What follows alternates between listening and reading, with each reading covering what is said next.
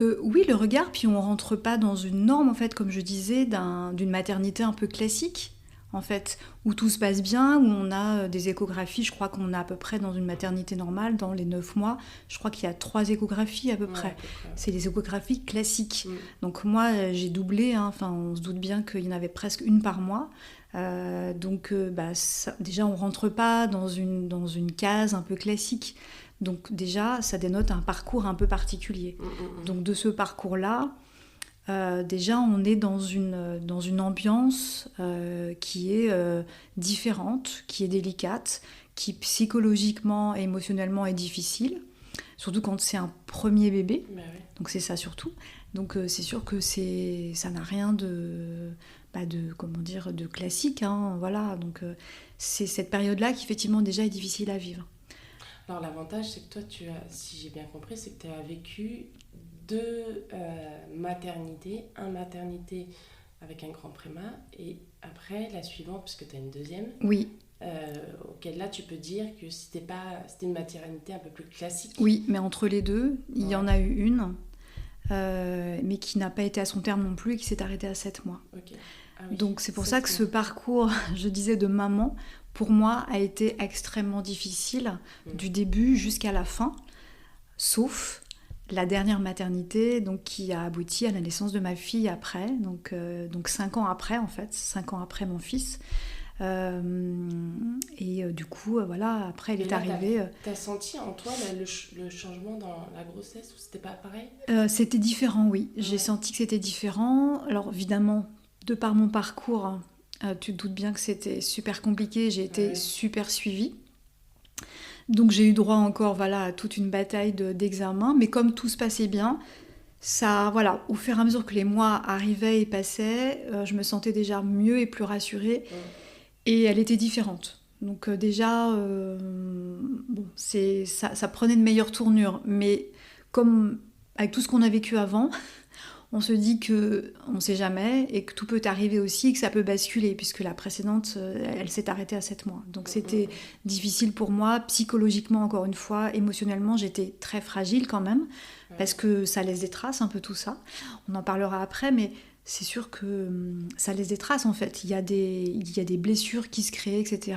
Même si voilà, il a fallu surmonter ça puisque c'est d'abord comment dire, la vie du bébé qui prime et son évolution euh, et le fait qu'il grandisse correctement Sereinement, et ouais. sereinement pour pas transmettre non plus ça. On a cette angoisse-là en tant que maman aussi. On nous dit, voilà, parce que les bébés sont une éponge, les enfants sont une éponge, de ne pas transmettre trop de stress par rapport à ça.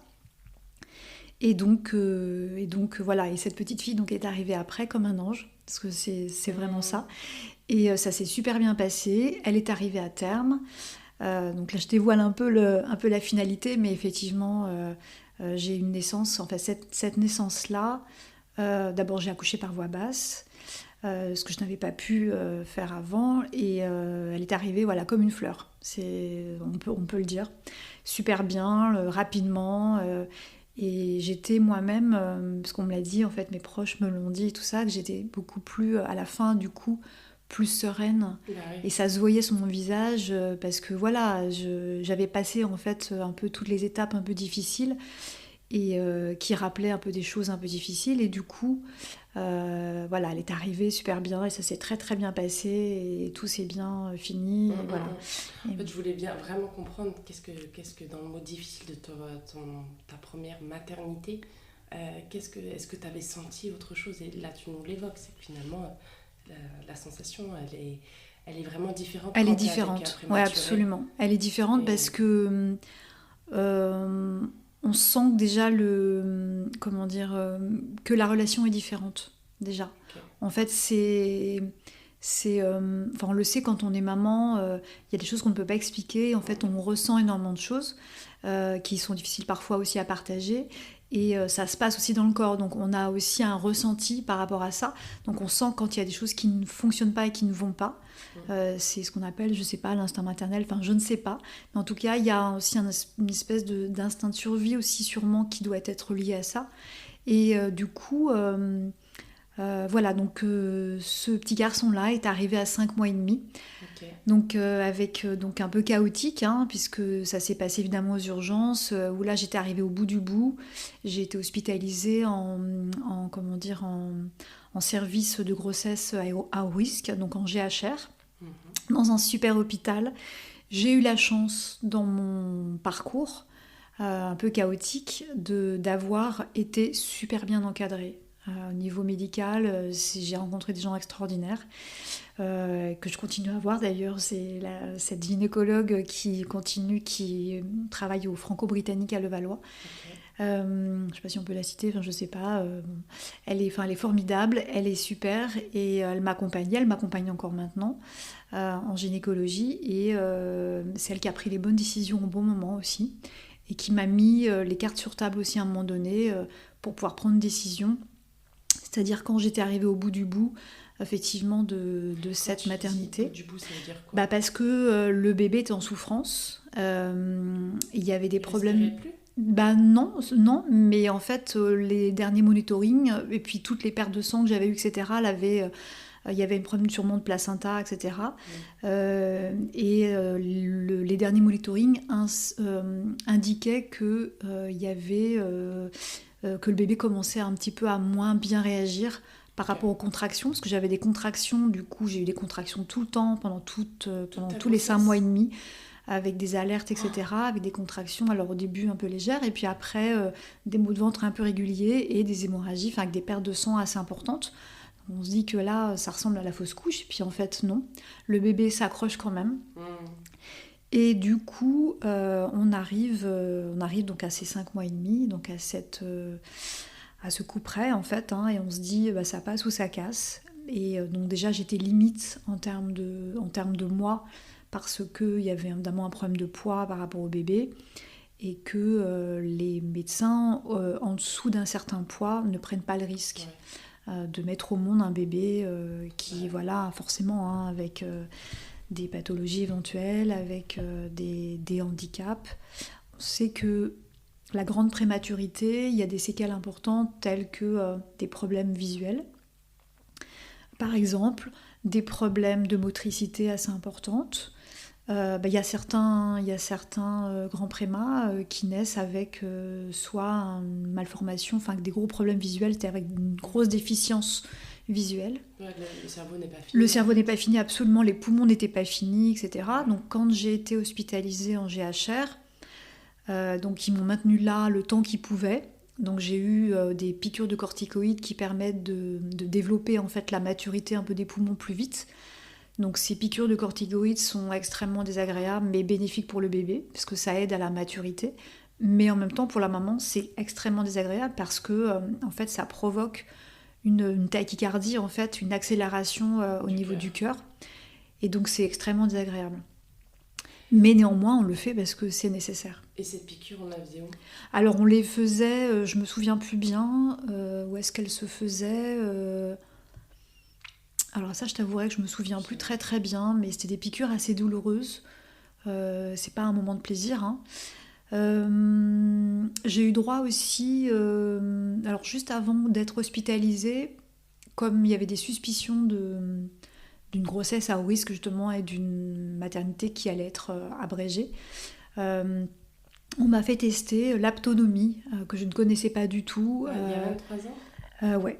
Okay. Et donc ça c'est super et tout, pour essayer justement malgré tout ce parcours un peu difficile et très très médicalisé, c'est ce qui est douloureux aussi, c'est très médicalisé, donc on est loin de trucs un peu idylliques, hein, voilà, où on se dit ouais c'est super la maternité, ben non, il y a des fois où ça fonctionne pas comme ça.